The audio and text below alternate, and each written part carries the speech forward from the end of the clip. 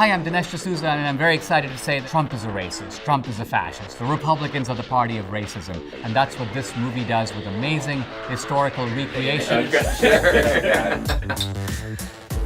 Cheers. Good Lord. Ooh, that's pretty good.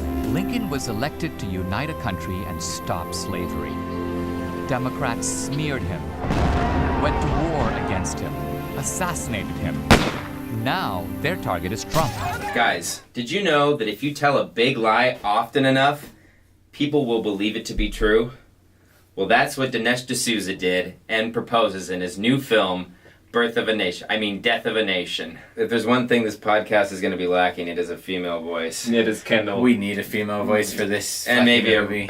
You know who Dinesh D'Souza didn't interview throughout this? A female. And the only women you see in Death of a Nation get killed. Yeah, which is saying true. something, because That's he doesn't true. interview any of them. Ava The only Braun, two is Ava Sophie Braun, Scholl. Yeah. Hey everyone, thanks for joining us on a very special Rotted podcast, the podcast where we give fresh perspectives. Not in this case. Not in this case. To films with 0% on Rotten Tomatoes. I'm Chase. I'm Adam. I don't want to be here. Perfect. And we just went to Death of a Nation in theaters. Which we should say that we didn't actually purchase tickets for this movie. We did not. We bought tickets for the Meg. I really wish we had gone to the Meg. Oh yeah, we all do, man. I could have enjoyed this so much more if we were just watching his straight, fictional, his reenactments, quote unquote, of Nazi propagandism and shit like that. Like that would have been so much better if we just watched those little clips the whole time. But he just can't, in true nihilist fashion, just can't fucking keep himself out of the goddamn movie. He's just gotta be there. Even when he's not on camera, he's the voiceover. His fucking waddling around like a penguin in search of food. He looks like Danny DeVito's the penguin, just kind of going back and forth. Moving around throughout landscapes, just kind of looking and observing in that fucking face. Dinesh D'Souza's whole argument is pretty much a semantic argument. Nazis consider themselves progressives, that the progressive party nowadays is so tainted because of this history that it's the same as the history, which it isn't. Context is like fucking 7 miles back. We can't get off this fucking highway to hell that he's put us on. This is insane. This is the problem with his movie making is 90% of it is fact. Like, he has 90% fact. It's tilted in a way how that he twists these facts to fit his agenda. Yeah. Exactly. Which is why he has an abundance of clips from Fox News media and Rebel media. Well, and in here, because that's what they're doing too. A lot of clips from Hitler propaganda, which is the same exact fucking thing. And he's like, don't be this person except I respect Hitler. Dinesh D'Souza is no Goebbels. He is not as he's not as talented as him, which is a crazy thing to say. But his last films, the message was a little bit less muddled. This film is so muddled, where it's like so muddled. It's so muddled that two people that genuinely paid for this got up and left during the stream because they were offended by what he was saying, because they didn't know what he was saying, because he doesn't know what he's saying. Well, first off, I have to say it was not hard for Dinesh D'Souza to get these Nazi outfits. Like.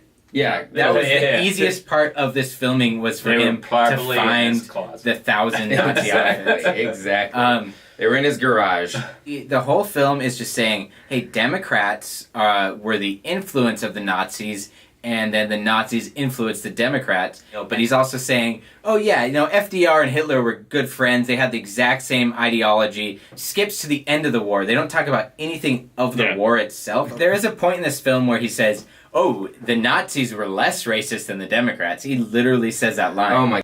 Incredibly, the Nazis found it too racist, even for them. Death of a Nation. When he is going on and on ranting about the Nazi propaganda and then talking about Jackson and the history of the Democratic Party and how fucked up it was and how Lincoln was the savior, forming the Republican Party and then he tries to bring it to modern day times, and when he tries to flip it, it just totally gets lost. Yeah. That's the whole thing. Got some of the most distracting images, like visually, at that point in the movie too, because he knows that his message is so empty that he's like distracting with visuals. I will say the beginning is pretty solid for the first maybe 15 minutes. I mean, obviously it's all wrong and bullshit, and very traumatic for me because after Hitler kills himself, it's all about Trump getting elected, and he's like, "Oh, I didn't believe Trump would get elected. I thought Hillary had the, He recounts and relives for the audience election night, and we relive it through like Young Turks footage. Some CNN stuff. And by the way, the audience in the theater, the 18 people are fucking laughing at this point. Seeing this with an audience like really cemented like the angst that I have about this in general, and my realization of how fucking dangerous this is. This is so dangerous. Like, this is a call to action, and he's like militarizing people on the right. So he says, "Oh, Trump won," and then he's like, "Oh, but then the Democrats immediately decided that they were going to impeach him." He blows off the sexual misconduct. This is my favorite. I have the quote for you. He says, I think we're done. "Maybe the sexual harassment stuff would finally stick. But we knew we weren't electing a choir boy." Yeah, who cares who Trump rapes? Right. And that's justification. Like, we impeached a guy over fucking lying about sexual assault in the White House like a couple decades ago, and we knew we weren't electing a choir boy. Like, that's fucking justification. And then a minute after he says, "Oh yeah, because Trump won because of nationalism." Well, Trump's just like Gandhi or Nelson Mandela or Lincoln or Churchill. Yeah, which that could be. So many times I dry heaved watching this. We drank a whole bottle of tequila, but how on earth could this possibly get this much attention without someone fact checking it? Because everyone around you is assuming that someone else did the fact checking, and no one fucking does it. Which is why we go to this movie and we laugh at how insane it is, and people are in the same movie theater actually believing it. Yes, and that hurts as a human being. And we're in Texas. Not as an American, not as a Texan, not as any of that. As a human being, that hurts. So one thing I did think was quite funny, and I'm sure we can't find the footage because we don't have the film, but all the Malcolm X footage, they obviously couldn't get the rights to, or they didn't want to buy it, so it was all watermarked. NBC News watermarked over all that footage, which is like, I mean, they had money for this. Yeah, but they also, imagine if you're NBC... and you have Dinesh D'Souza, X. Are you really going to give it to him?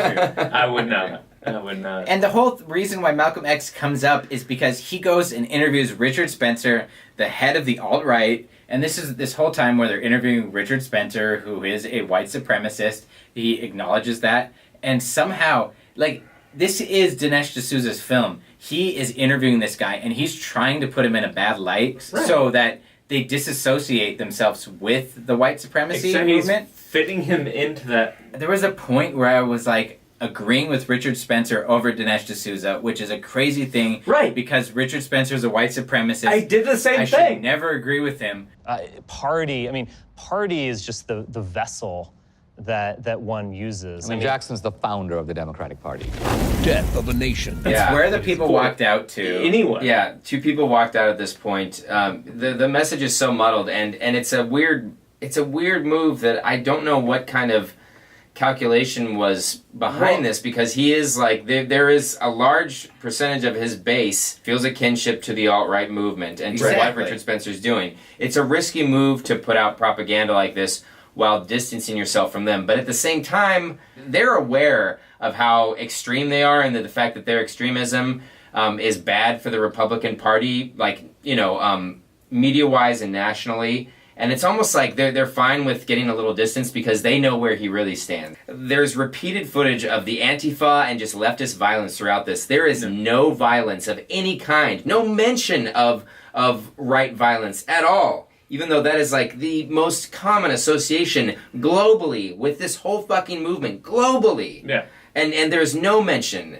I mean, it's propaganda, though. I don't know why I'm raising my voice, but... They're saying it's you're making leaps of logic. The Democrats aren't the real racists. Look at what they're doing to these poor kids in the detention centers. Trump doesn't like brown people because he's putting this immigration enforcement into place. What's your response to all these critics? Already, in the 2 days that this movie's been released, is so outdated. It says, oh, Trump loves black people, and it cuts to him and Omarosa dancing together. Oh, it was So bad. we think That this was film bad. ends. We have a musical number, and you're like, okay, we know Dinesh D'Souza. Jesus Christ. He ends on a couple musical numbers, Yeah. and it ends. It's always like 2 or 3 cut together, pad out the time for most of his films. This film's like 2 hours long. You could cut this shit out. He wraps everything up, and then it's like, oh, hey, I forgot. There's this one lady. She distributed pamphlets. She also got killed. She was a Christian. Yeah. Another song. The Yeah. end. Yeah. Yeah. What is he trying to say with that? And It seems like all that like old timey German bits actually had a good DP, and Yeah. everything else is Yeah, horrible. every time when he's in Europe or the reenactments are actually well filmed, I'll give him that. well, Some no, of here's the thing. Like treat- visually, they're fine, but there's no the, Oh, no, the the direction acting is and the bad. pacing and Yeah. everything is Yeah. terrible. The direction is fucking atrocious. yeah. But then I will Please, for the say, love of God, don't let this guy direct a narrative ever. so that's the film. Nobody watch it. It's really bad. It is literally one of the worst films I've ever seen, and Yeah. our whole podcast is about 0% films and Rotten Yeah, Tomatoes. This is a true zero. I mean, It's- we can yeah. go negative with it. It's but terrible. We don't I need to think rate it's it. one of the only true zeros we've had. Good one, right? Well, thanks everyone for joining us, and remember to stay informed. It's good.